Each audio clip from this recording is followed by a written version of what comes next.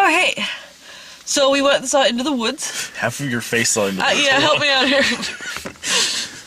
So we saw Into the Woods. We saw Into the Frame here.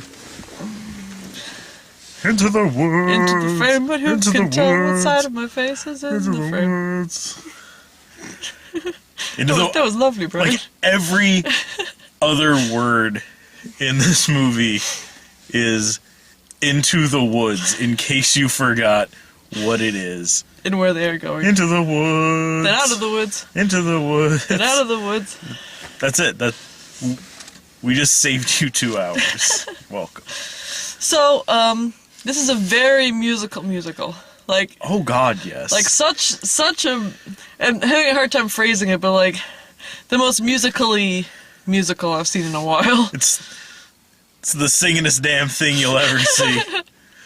No, there are musicals that are, here is a movie, and every now and again, there's a song. Mm-hmm. Okay. This one here... And then there's like Jesus Christ Superstar, where they're singing most words. And then there's this movie, where all of a sudden, they're singing! Like, literally, it's like Disney logo, and then...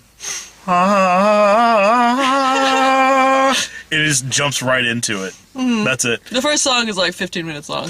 Oh my God, I thought it was a short film.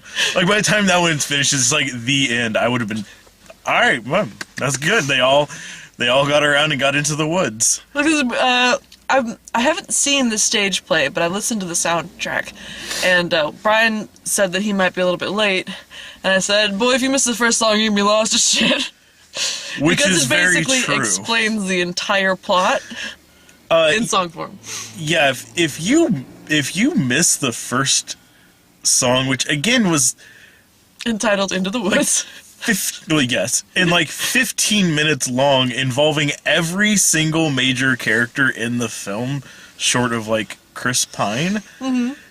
and Chris Pine and Broheim, and yeah,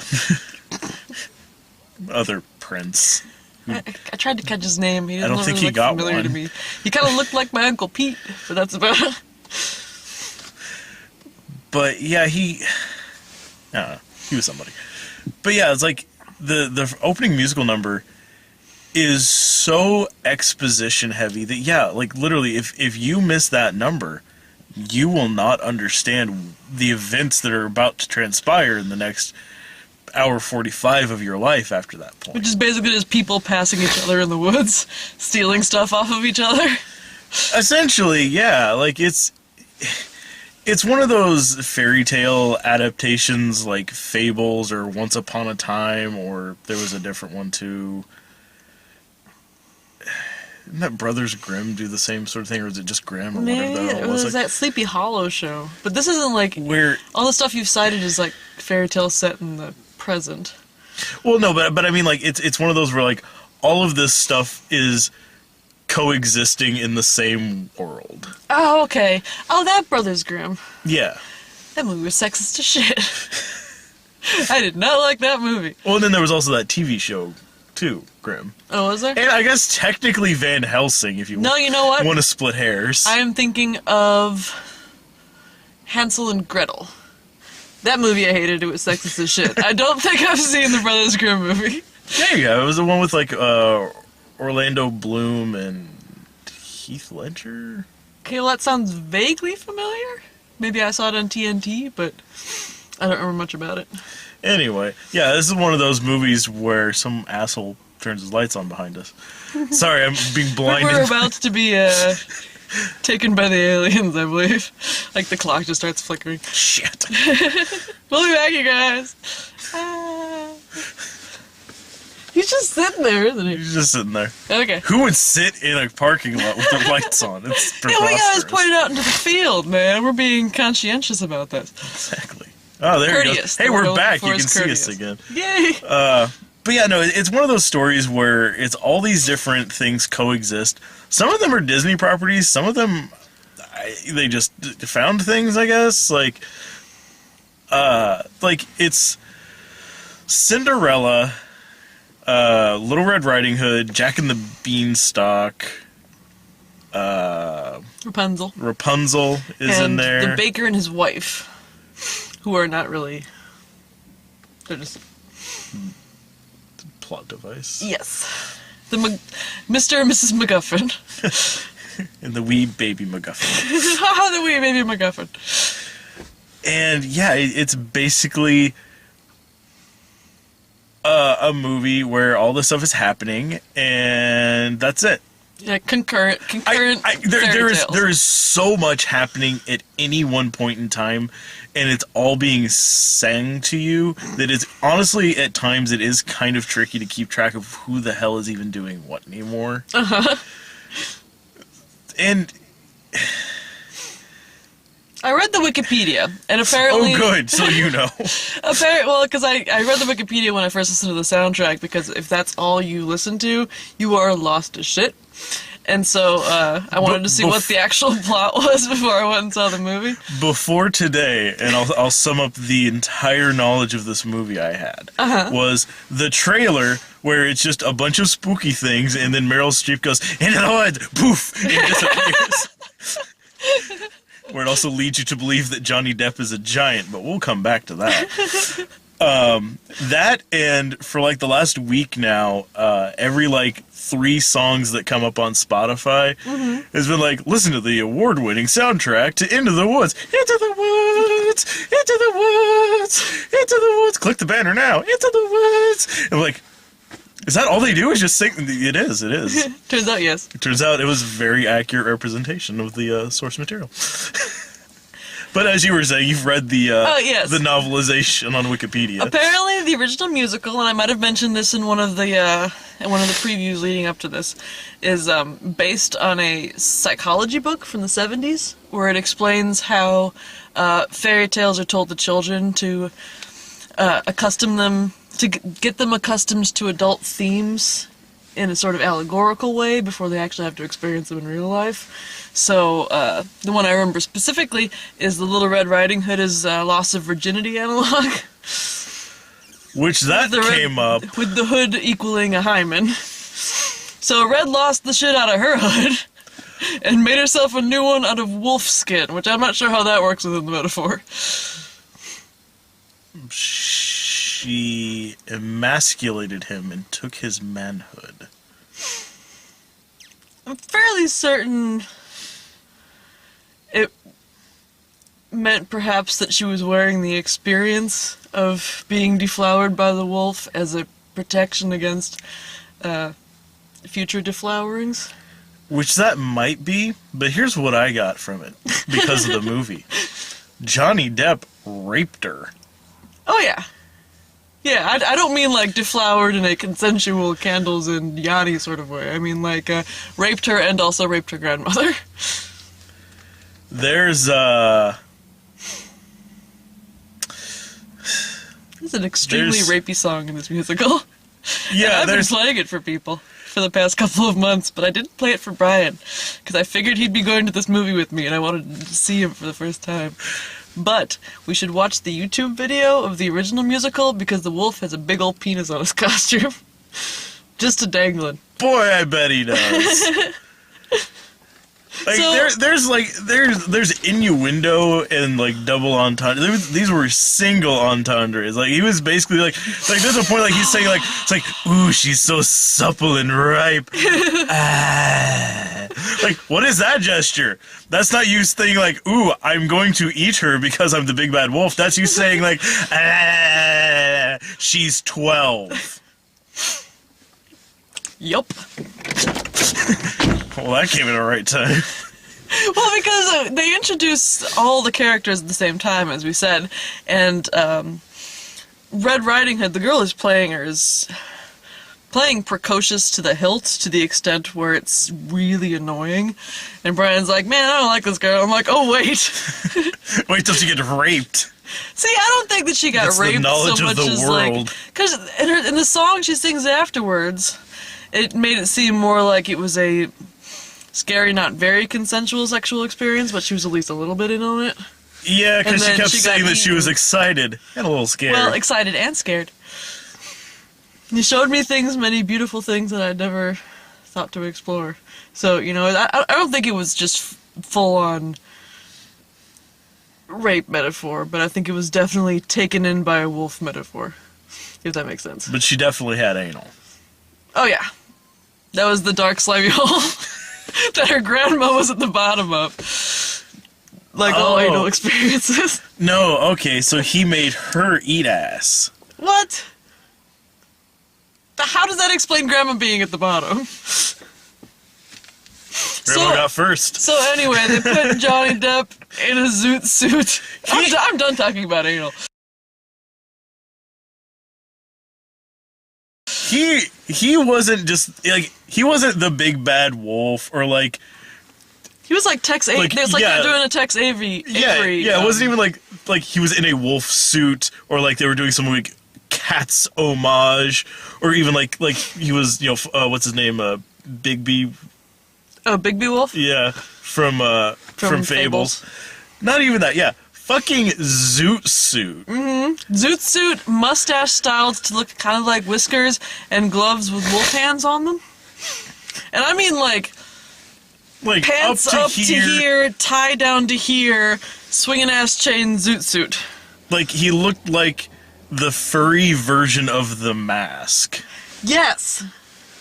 Like, cause even like his suit wasn't actually like furry or fluffy or has like no, but it was designed like it was a dark gray with like kind of like black lines on it. Pinstripes. Well, but not exactly like exact pinstripe though. Like it was kind of like curvy in such a way. It's like it had that look like in the old black and white cartoons when they like were trying to show that something had a texture, you know? Like that's what it reminded me of. I had some issues with the costuming in this movie. I think that some of the costumes were well, I have opinions on these things. No, I like that there are certain people in the movie who change costumes regularly, and then there's a couple of people like Chris Pine who are more background characters who he has the same outfit the entire movie. When he's adventuring, when he's a sad sack towards the end, when he's getting married, on his wedding day, every night at the ball, he has one fucking pair of clothes. Well, plus some of the outfits were really, really costumey. Like when Red Riding Hood showed up for the first time, it was fucking jarring because everyone else is wearing just kind of like everyone else looks like they're smeared with clothes. Dirt. And all of a sudden, she shows up with sleeves puffed to them like Anne of Green Gables puffed sleeves, and this bright red hood with a huge cartoonish bow on the front. Oh, and the matching shoes. And the matching shoes. So it's just, it didn't seem... She stood out as much as the girl with, like, the red scarf in fucking Schindler's List. I suppose. It was all black and white, except for her. She had this red scarf. Okay. I've never actually seen Schindler's List, is the problem. The only thing I know about Maybe don't follow up this with that. Is from the Louis C.K. bit where he talks about how they like the hiring process for a little girl who's like, "Goodbye, Jews!" Yeah, that's pretty much the movie. Well, he summed it up pretty well. It's a pretty good bit. Where were we? So, okay. In the woods. Yes, we were into the woods. So they developed the Red Riding Hood thing, and this is all told within the context of the baker and the baker's wife have apparently told through like weird singing rap by Meryl Streep that the baker's father had stolen from her garden. That was so insufferable. She just kept going back and forth between singing and not singing, and then just telling like prose, and then back to singing slightly, and then just like saying things. Mm-hmm. You should hear the original version. It's Bernadette Peters, and it's even stranger. So yeah, the baker's father had stolen stuff from her garden, and it was the Rapunzel story. So she stole the baker's younger sister, that being Rapunzel. But she also put a curse on the family so that they couldn't have children. But if they helped her with the spell that she was planning on doing in 3 days' time, then she would let them have a baby. And to do so, they needed a cape as red as blood, a cow as white as milk, the slipper as pure as gold, and the hair as yellow as corn. And so they have to kind of wander out into the woods and steal these things from the, So basically, she tells them, like, I'll let you have a baby if you complete a scavenger hunt. Yes. While I'm taunting you every step of the way. Like, could be helping, but not. Nope, just boofing into trees and being like, midnight! Yeah. Yeah. James Corden made this movie for me. He was really good, and so was Emily Blunt, I think. Because, like, that scene where he tries to steal the cape off Red Riding Hood, and she just starts squealing like a stuck pig, and like runs over and puts it back on her. That made me laugh out loud. I just wanted to make sure you wanted the. Do you want to make sure you wanted it? That's a really cute cloak. Can I have it? And yeah, Emily Blunt is fantastic. She sung her little heart out in this movie. I didn't realize she could sing that well. She's so charming too, like just quirky little faces and everything. Uh-huh. But Well, plus the character she plays, I feel would be, if played wrong, would be really unlikable. But she made you actually feel for her. yeah, I can see that. Emily Blunt plays the baker's wife, who's really into having a kid, so she's very much the driving force behind the scavenger hunt. And then, But her husband's all like, I don't know about no stealing cows. Go back home. It's dangerous. like, couldn't remember the 4 things he was supposed to find. 4 things. 4 goddamn things. 1, 2, 3, 4. And they were sung to him. It was like a mnemonic device within the play. And nope, he's fucking up every single one. It's like a yellow cow. I don't even find that. This is a golden cow. Oh God, this keeps walking. Hey, look, it's a cow. Yeah, well, after they get the cow off of Jack, Which is it's conveniently placed because he can't remember what color the cow is supposed to be. But good thing the cow's name is Milky White. So that helped. Yeah. The kid who played Jack was really good, too, I thought. Like, his precociousness made up for Red Riding Hood's precociousness. Yeah. So his little bell bottoms and his giants in the sky. He kind of had like this Partridge Family vibe going He on. really did. Well, he had the hair, too. That girl just looked like she had a smaller version of like Minnie Driver's head. Oh my god, that's true. I thought she kind of looked like she would be the bad guy kid on like a Little Rascals type show in the 50s. Like she's gonna break up all their fun and tell an adult. Aw, shucks. Womp, womp, womp, womp, womp. Because that was the only musical instrument they had. The Wampa phone. Womp, womp,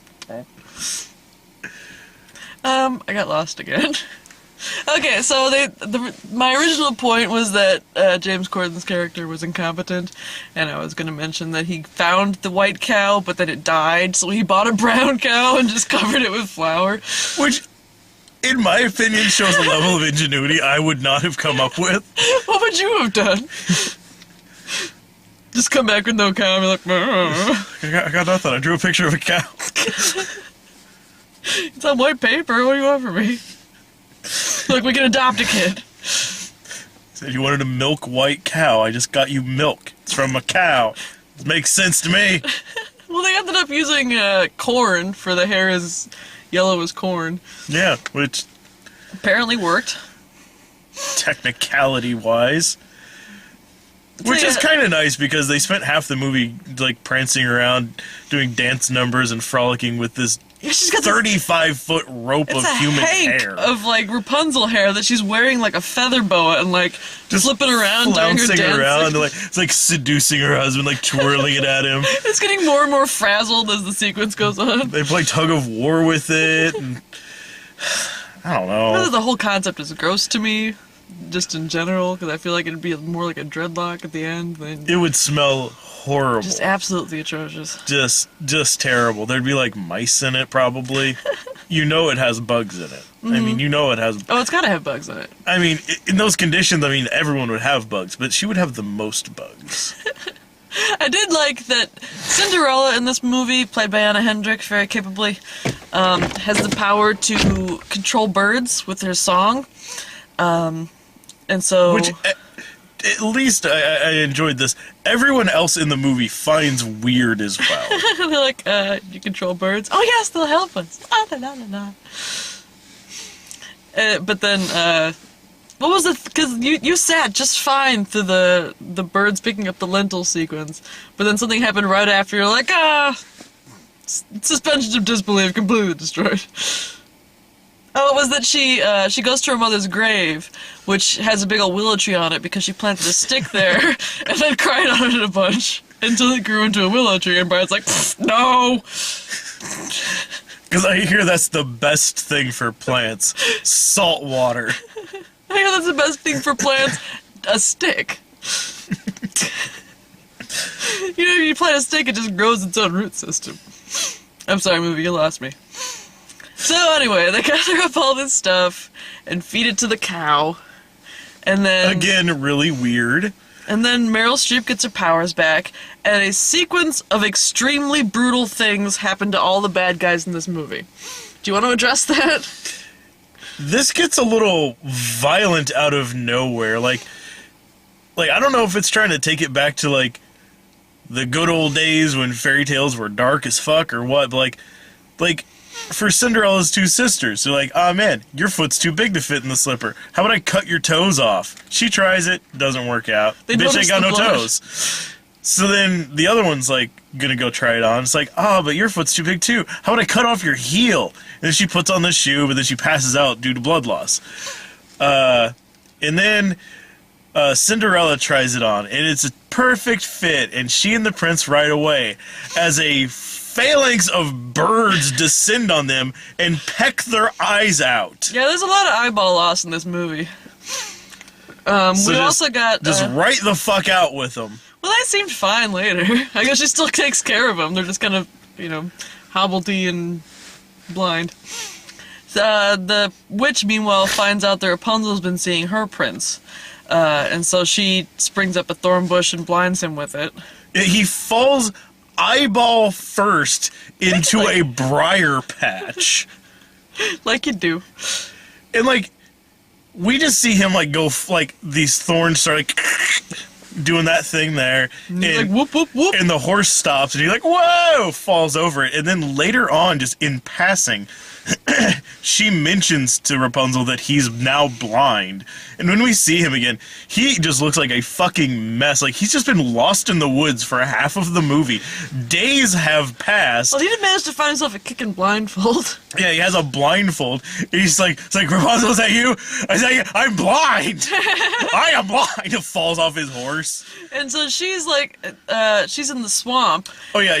Which is just littered with snakes. The witch decided, like, oh, well, if boys can get up here, how about I just cut your hair off and then put you at ground level? Like, if you I didn't think of that. If you just cut off her hair, that would have ended it right there pretty well. But then you cut it off and then you put her on, like, ground. I'm like, well, now he doesn't have to climb anything. Yeah, but the snakes. But then put her in the middle. Snakes are scary. Yeah, he put her in the middle of she put her in the middle of a bog that was just filled with fucking snakes. Like, she's like looking around like, is that you, my prince? Just snakes fucking everywhere, in the water, on the branches, on the ground, fucking everywhere. I have to figure maybe she controls snakes the way that Cinderella controls birds. And right the fuck out of Ireland. That's them biting her enemies. Some biting her as she goes walking through the fucking water. It's like, he can't see shit, and she's like, I'm over here! It's like, he's just gonna walk in there and get bit by like 10 fucking coral snakes. Mm-hmm. So she goes instead and doesn't get bit by a coral snake because she's got magical snake powers. Or she is also a coral snake and is okay with getting bit. Yes. Is that how coral snakes work? I don't remember. They feed off of other venomous snakes. Okay. So they're immune. Gotcha. Yeah, theirs is worse. Mm. I don't like snakes. The more you know. I don't like snakes. That part Where do was coral fucking snakes terrible. live, though? Why would you? I don't think they live around here, do they? They live in Illinois. Oh, do they? Yeah. Okay. I'll keep a weather eye out Gotta for remember. a snake eating another snake. Gotta keep an eye out for the color patterns. Okay, so the two sisters are blind. The prince is blind. Rapunzel's in the middle of the woods. The witch gets her beauty back, but loses her powers in the process. And so everyone's all happy. You got to miss the song where they sing about how happy they are now. Aw, man. And then Jack had gotten the magic beans, had gotten the beans off of the baker who had found them in the pocket of his father's overcoat because his father had stolen them from the witch, which placed a curse on the witch to make her ugly and also give her magic powers. So Jack planted them, went up to the giant. I like that the father stole the beans, put them in his coat pocket, and then promptly forgot about them forevermore. Yep. Fuck them shits. Like, Like, kleptomania is a disease. Beans! No, it's a button and some golden sinus stuff. It's an orange lantern button, though. It's slightly apropos. Fine. Never mind. Oh. No magic beans in here, though. So Jack climbs up, steals some stuff, comes back down. The giant chases him after like the third thing he steals, which I would too. So he cuts down the beanstalk. The giant could have just falls locked to his death. fucking door instead of letting him in over and I over think that again. his wife kept. I'm trying to remember the original fairy tale. I think his wife keeps letting Jack in, because the wife is like friends with him, but then the husband is what wants to kill him, and then he keeps just stealing stuff. So he cuts down the beanstalk, and the giant falls to his death. Meanwhile, Cinderella got one of the beans and just chucked it away because who the fuck wants a bean? So a second beanstalk grows. Lady Giant comes down, and she wants to murder Jack because why wouldn't she? And this is basically at the point in the movie where I thought the movie was over. Oh yeah, you're supposed to. Like, they break the whole curse thing for the witch, so yay, she looks like Meryl Streep. And, you know, Cinderella gets with the prince, and Jack and Red Riding Hood get away scot-free with all sorts of shenanigans, and Emily Blunt is immediately pregnant and has the kid the next morning. Yeah, in the play some time passes, which is why they cut that song, which I'll mention in a second. And that pretty much seems like the end of it. And then it keeps going for almost another full, like, half hour, 45 minutes. Well, everything that they worked for is destroyed. And a bunch of people die, like a bunch of people die. And actually not as many, in the play version, apparently Rapunzel also dies. Yeah, I noticed that at a point, she just leaves, never comes back, never gets touched on again. I thought that was a little odd, but that does explain that. Yeah. In the play, she was just crossed off. Yeah, and that also explains why they cut the song Agony Part 2. Now, we should backtrack for a second to the song Agony Part 1, because it's easily one of my favorites in the musical. It's a terrible song. And the way they did it was really good. But the theatrics with Chris Pine and other guy Just make like it worse. flailing around in waterfalls, talking about how sad they are that they have princesses that they can't have. Like ripping their shirts open, just laying on the rocks, like flexing. Like water spraying over their faces. Like, who the fuck wrote this, Gaston? It was Gaston. He was like Gaston in the throes of Lovelorn. Yes.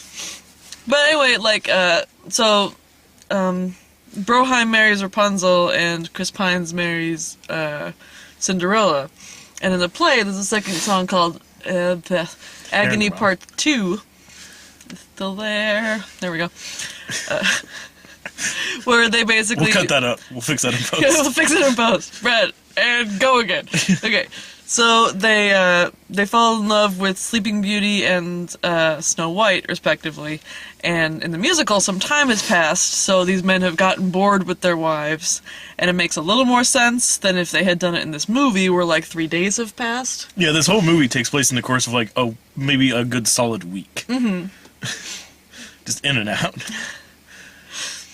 A bunch of people die, and they have this huge discussion. The end of this movie is more interesting, I think, than the first half, because it gets more into like the morality of the situation, where it's like, okay, yeah, the giantess wants to kill Jack, but it's because he stole a bunch of stuff from her and then killed her husband. Yeah, there's an entire song of them laying the blame backwards from the most recent event, in which case everyone comes out dirty.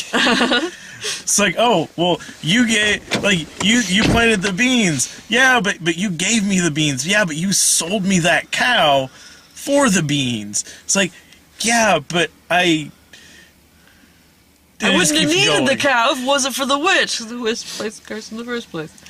And she's like, I don't care who you blame. Just give me Jack. I'll give him to the giant. She'll murder him and then leave, and we'll all be happy again. And they're like, we can't do that.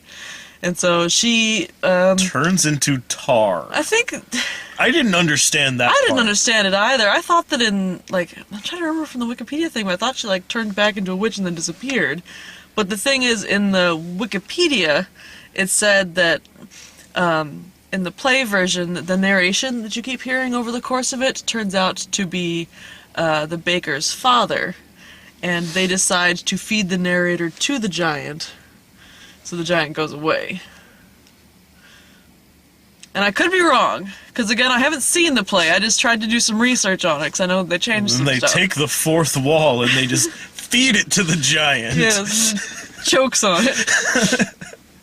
Got Into the Woods the t-shirt. Into the Woods the flamethrower. Into the Woods 2, the search for more money. So yeah, they kill the giant by... Because they sing the song about how they're not sure of the morality of the situation. And then they just straight drop a murder tree her. on it. And I think it was the lady giant from the Harry Potter movies, wasn't it? She looked really familiar. I thought it was weird that they kept intentionally framing her terribly so you couldn't actually ever really get a good, clear look at the giant. Uh-huh. The You giantess. could sort of see her face a little bit. And that's why I thought she looked familiar. But yeah, they definitely dehumanized her via camera angles and tree placement.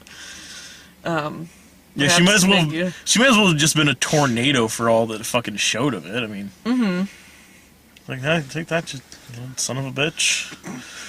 Yeah, now let's all go live in a house together. Yeah. Too bad my wife died. Okay, so death What? count. Yeah, a lot of people die. Red's mother and grandmother. They're not dead. Oh, They're just. spoiler alert! They just kind of disappear, and she assumes that they're dead. So she goes. No, and she lives with the mentions that like baker. their house got smushed and the town got smushed, but she not once ever goes looking for them. She's like, well, guess I live in the woods now with a fucking buck knife. Yeah, she's a strong, independent woman now, on account of her deflowering. Yeah. It was a more sex-positive message than what happened to the baker's wife. Which the moral of that story was, take that, trollop! Bitches be trifling, get pushed off a cliff. Yup. So yeah, Yeah, it's out of nowhere. She just like runs into Chris Pine in the woods, who's just like, "Hey, we should totally make out." And she's like, "No, I'm married." He's like, "Not in the woods, you're not."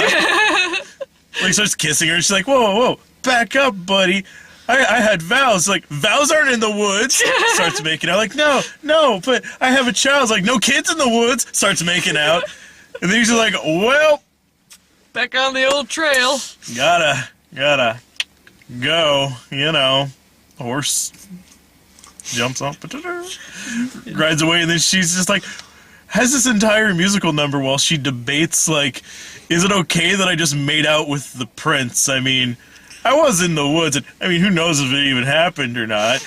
And then That wasn't I didn't think that was the point of it. I think it was I don't more know. like she was debating keeping a prince on the side, and also that the danger of the situation was what made her make out with the prince, or maybe it wasn't, because she obviously has been mad crushing on him since like the beginning of the movie when she first ran into him trying to get Cinderella's shoes off of her.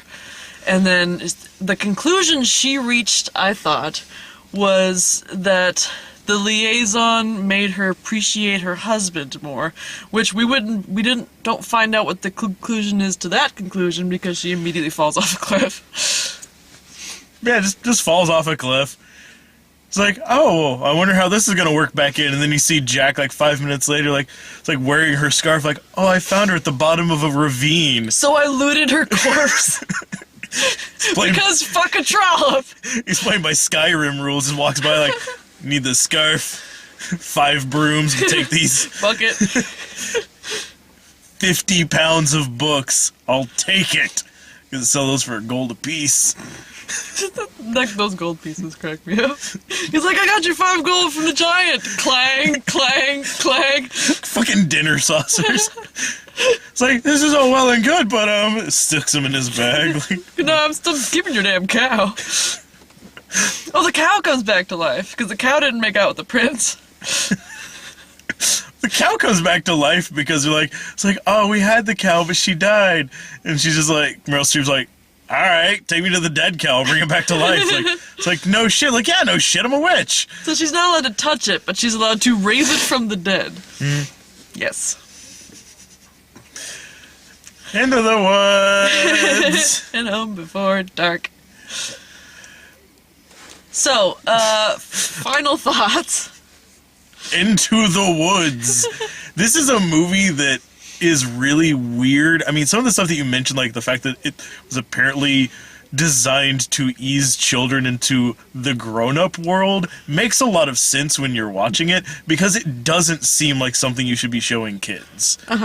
Like, it's half of the movie is kids and family members dealing with their loved ones dying tragically, or dealing with illness, or like Dealing with having a really, really stupid son. yeah, just like everything that could come up in the world comes up in this. There's rape references, there's cheating spouses, there's Single parenthood. yeah, there's theft, there's what to do if your dad walks out on you, like like this thing is got some pretty heavy themes to it. I mean, if you're just looking at, like, I can see, like, if you're a kid and you're just watching, you're like, it's like, oh, well, that part's sad, but now they're singing and yay, they killed the giant, woo. And then you're like, our age, you're looking at it like, Like, maybe they shouldn't have killed the giant.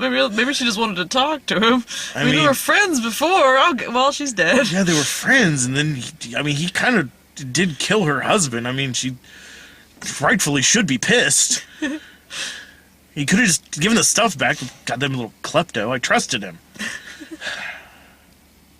Like, there's all these deep themes to it that... But you have to be able to deal with the singing. Yes.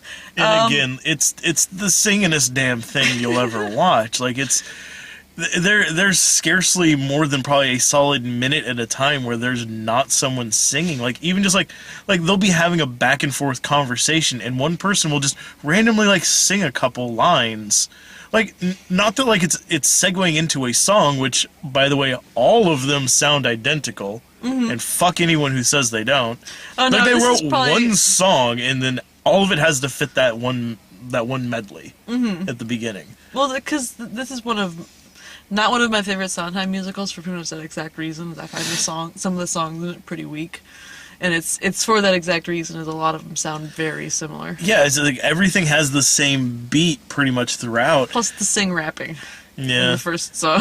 But It's grown on me upon multiple listenings, but when I first heard it, I was like... But yeah, that wasn't as terrible to me, but just the whole, like, mid-conversation singing. Like it didn't go anywhere. It's just all of a sudden somebody was like, I don't know how to express this thought. And then the person opposite was like, what do you mean? It's like, I don't know, just sometimes I can't think too well. It's like, we'll talk to you about it. Like, okay, well, here's what it is. And then they'll just have a conversation like, why were you just singing randomly? Because it's a musical. I know, but it wasn't like he was launching into a song like, sometimes I get these ideas, and just going off on it. Like, no, it's just like, they just thought they'd sing out of nowhere for like one line. It's like, but back to what we were talking about, I was like, oh, yeah, no, sorry. See, I prefer that to the, like... I'm going to use a song as an example. Let's stop and have a big dance number. And that is the Cinderella song when she's leaving the ball for the third night, and the prince has cottoned on to her wild ways, and so he put pitch, like he put tar on the steps, so that her feet would get stuck. And so immediately... Wildly dick move. Time stops. So she's got the line of the song of, this is more than just malice, which she seems to be more trying to convince herself than the rest of us. And... sings to herself what her decision should be in order to resolve this situation. In order to trap herself a man. And so the last line is, stuck on the steps of the palace! And then the song stops, and she just books it down the staircase. It's like, why? Why did we need to do it this way? Well, I like how she mentions in that song, like right before that, she mentions that she's discovered something new about herself, and then takes a long pause to breathe in. It's like, you discovered you can stop time? This is an effect that has never come up before and never gets touched on again, where she just decides to step outside of her body and have a conversation? Like, think about this shit? Like, Well, she stops time in that scene, but she also seems to be able to control whether or not she gets stuck to the tar. Because there's parts where she steps out of her shoes and then walks across the tar barefoot with her dress swishing behind her. yeah, she effectively, because she's still moving stuff around, she effectively does like a fucking Saved by the Bell, like Zach Morris style, like timeout, So, and then just he's a leaves very the smart scene. prince. He's clever in that he covered the stairs with pitch, but also he's hunting you as though you're big game. Is that how you hunt big game? Come up with wily traps, I suppose. Well, yeah, It's like if there was a fourth night to this thing and that bitch still got away, the next night he was gonna have like an armed garrison at the bottom of the stairs. I feel like that should have been his plan A. Because the upstairs is ruined now. How are you going to wash the tar off of them? You don't. Those are just the tar steps now. It's like we're gonna go out the back door. Wait, fuck, I can't. Can I? No, you cannot. Ah, Gunny. I love looking over at you while they were singing that song and the faces you were making. Then you're like, that was a thing that just happened. Yep. There's several moments like that in this movie. My friend Emily's husband didn't realize it was a musical, so I told her not to tell him and see how far into the movie he got before he gave up, because he 4 did seconds. not like musicals. 4 seconds in, he would have realized this is a bad choice. Like, it's like, oh yeah, here we go. Bump, bump, bump, bump, bump. Like, no. It does have that very like bum bum bum bum bum bum bum musical intro. It's like, now we're about to do some singing. Bump, bump, bump, bump, bump, bump, bump, bump. Like, there's only Well, one thing I'll that. tell you. There's only one thing that comes after that. A song. It's not just gonna like bump, bump, bump, bump, bump, bump, bump, bump, bump, bump, bump. Hey, how's it going? Not bad. Okay. Bum bum bum bum bum bum bum. So we're gonna play out the scene like that? No. Song.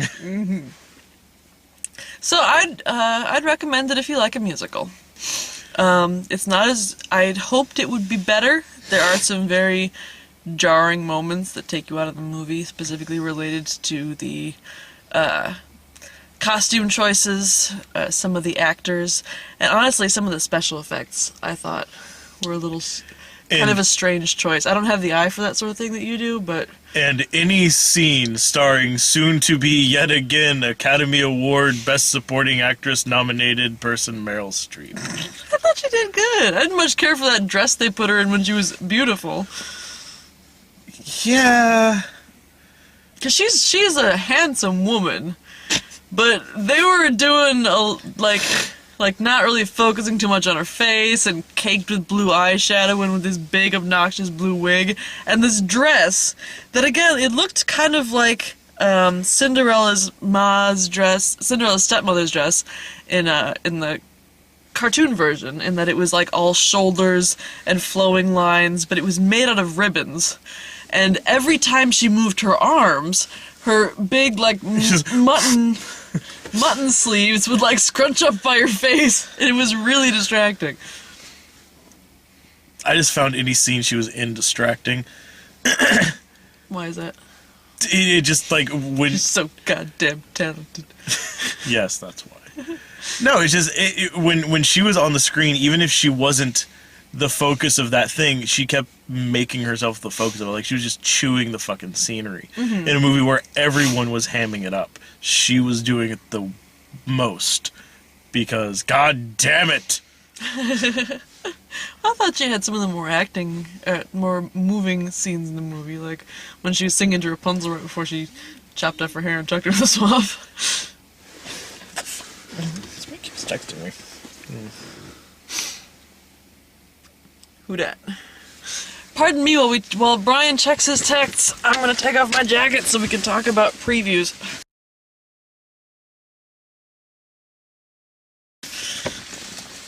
What you got? It's Mary. She wants me to bring home food from Hardee's. It's because that girl's got her priorities straight. Okay, so final thought, probably go see it. Maybe rent it. If you don't like, if you're not missing anything by waiting for this to come out on video. Yeah, no. Plus, that way you isn't can, like, a rush to the cinema. pause it to discuss the more ridiculous of the songs. Or you like, can we kept, rewind like- it and watch the rapey parts again. Well, we kept whispering amongst ourselves, and I kept feeling terrible because the girl next to me was giving me really dirty looks. But then every once in a while, she'd just say something out loud conversationally to the screen, so I didn't feel that bad. Like whenever Meryl Streep turned into like just a big puddle of tar, she's like, "Well, that's gross." Like, who are you talking to? She's talking to Meryl Streep. Why did you do that, Meryl Streep? Which I'm with her. Why did she do that? I think in the original, she just changed I back stopped. evil, and okay. Yeah, I stopped caring. I don't know. I think it was she turned into a Libre tar pit so that they would have tar to get the giant stuck in to murder her. Does that make Which- sense? I guess if you're really big on biting Chris Pine's already used plan. Oh, that's true. Oh my god. She should have just ditched her shoes. Oi, cool blimey. Step out. Which There. Chris Pine was a delight in this movie. Yeah, speaking of chewing the scenery, okay. But, you know, playing that sort of charming prince.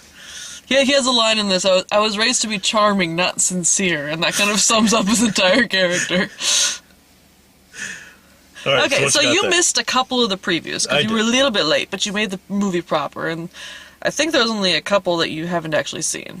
The first one we got was called, I wrote Time Stops because it was one of those ones where like it'll show a bit of the preview and then it'll say Time Stops. And I'm like, oh, okay, time stops. And then it'll show a little bit of the preview, and then it'll be like, The Age of Adeline. And I'm like, oh, fuck me, okay.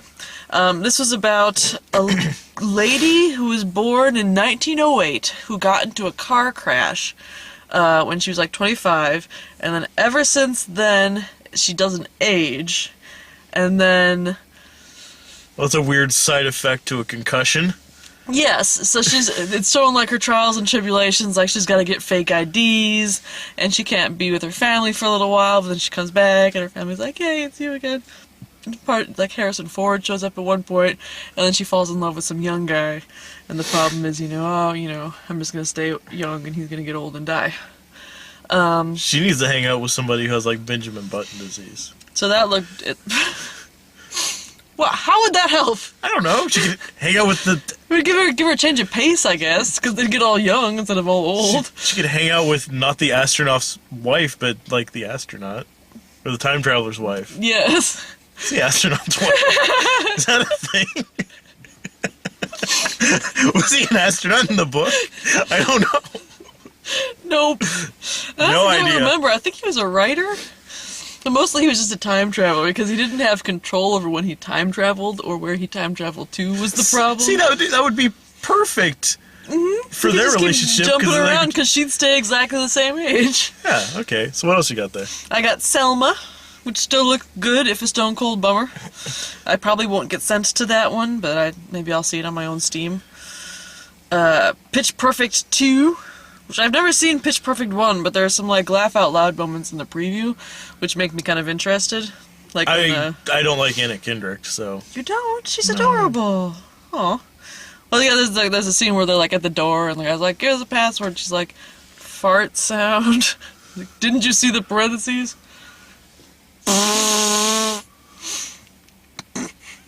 You made me laugh.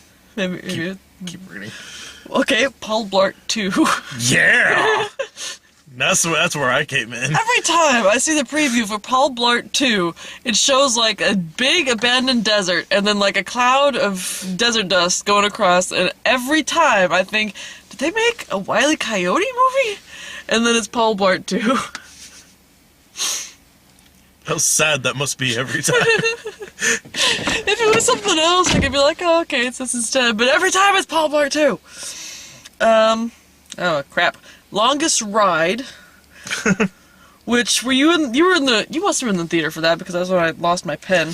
Yeah, that was basically from the makers of The Notebook. A Fault in Our Stars and Nick Sparks. Yeah, so it's like this couple that is star-crossed save a guy in a burning car who turns out to be Alan Alda, and so we're flashing back to the romance that he had with some broad back when he was younger, and like the similarities between the two, and they both seem doomed to failure. And I'm guessing what's gonna happen is because the twist ending, she dies in a yeah, exactly, instead of because the he's bull rider. you know he's a bull rider, and she's like, I can't date you because you're a bull rider.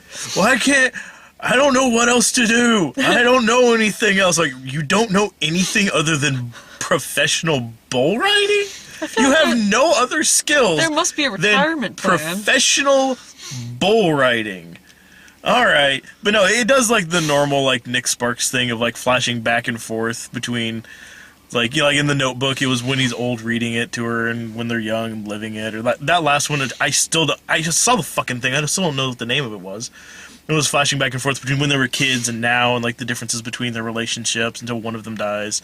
That looks like the exact same thing, just kind of pushed together. Yeah, and Alan Alda, which I like to see him working.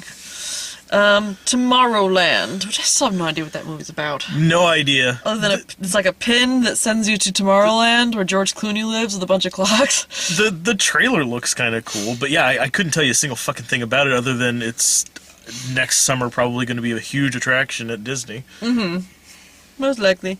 And then we have Cinderella, which they showed us the entirety of. Yeah, that was on par with like the trailers they were showing for like the remake of Carrie. Mm-hmm. Like, it goes through the entire thing start to finish, which is fantastic because then that was the last trailer we got, and then AMC, thank you for coming. Disney logo. Hey, look, it's Anna Kendrick as Cinderella. I'm like, we literally just saw this. Yep. With someone else. Yep.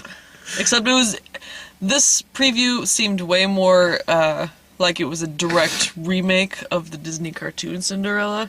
Like, even down to the details of the pink dress that she wears originally, and like her little mice friends, and the blue dress she ends up in. Oh, they don't do her hair up in the Cinderella do. She's just got it kind of down and loose. But yeah, it's like a shot for shot like remake of the cartoon. It looks like, with the exception of like the fairy godmother gives herself a makeover as well. Yeah, that lady looked familiar as well, but she wasn't like the little old lady.